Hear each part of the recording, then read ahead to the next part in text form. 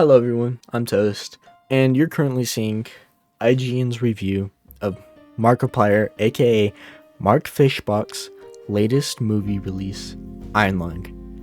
And my god, is this atrocious. A 4 out of 10. That's what this kind man, Eric Goldman, gave the movie, right? I'm just gonna go out the gate and say it. That is ridiculous. His main point here, but his sluggish movie adaptation, right there. That's what he says. He says it's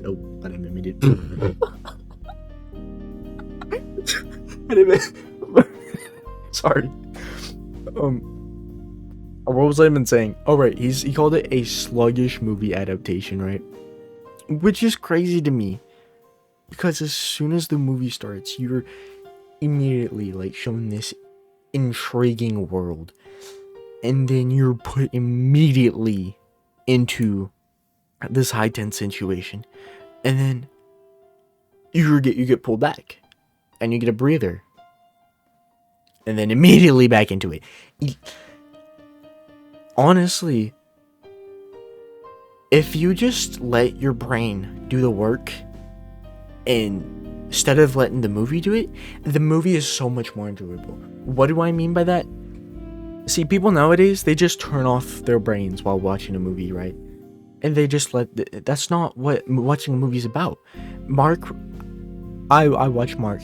You know what he does during every game he plays? Theorizes on the spot right there. He doesn't matter if it's wrong. He doesn't care if he could be on the complete opposite side of where the game actually correlates. He's putting these pieces together, and that's how you have to watch this movie. You have to make the pieces. You have to connect the dots. You don't turn off your brain like Eric Goldman over here and just see it like that. Because the quote-unquote sluggish moments you have, it's letting you put the pieces together and figure out what is the problem. Like, the whole X-ray camera part, at the start, it immediately gives you a fantastic example of this. I won't try and spoil too much, but at the start of the movie, Simon, aka Mark, he goes into the submarine, takes a picture of the skeleton. He gets pulled back up and is talking to this lady. Well, the lady leaves. He's like, I want out of here, and tries to get her attention. Well, how does he do that? Bang! Presses the camera button he saw the skeleton with. Guess what? He sees on the picture? Skeletons. It's an X-ray camera. Yeah. So then you immediately start putting things in your brain. Hold up. Was that skeleton really a skeleton from the start? And then you just can create these theories while you're watching. And then just the more things he does, it can add on to it. It makes it so enjoyable. I wouldn't even... This is a puzzle, and people aren't trying to solve it. You can't see this as Markiplier being entertaining. You have to see this as Simon solving a puzzle, and you're there as well. Anyway, that's just my take on it. I had to do this soon, or else I would have forgotten about it. I just watched it a few hours ago. I really enjoyed it. The ending, I will... Here, you know what? Since I did a lot of glazing, I will say a few problems I had with it. Okay, number one, the shots at the start were alright. I mean, they could have been better, but that's what's the great thing about this movie. Everyone who worked on this project grew as it went on, and that's genuinely my favorite part.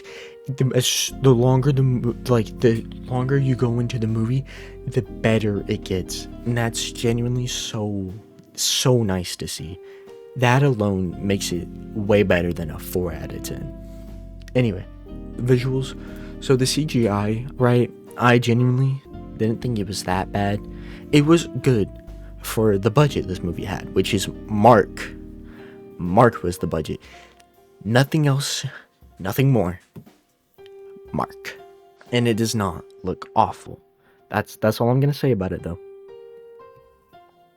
The ending, I will admit, it was good, but at times it was a little, no, not really cluttered, just It's like hearing somebody talk over the phone and they have a bad connection.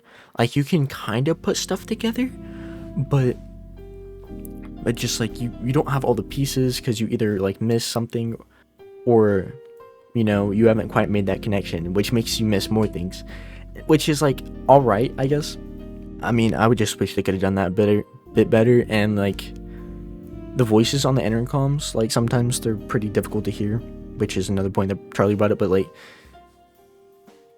I literally had to like move up from my seat and like had to like try and listen in what they're saying.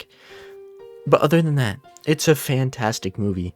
I would personally give it like a 7 out of 10. I was gonna say 6 or the number I just said, but I don't need any comments. But yeah, that was my take. Hopefully this video ain't too long, and bye bye.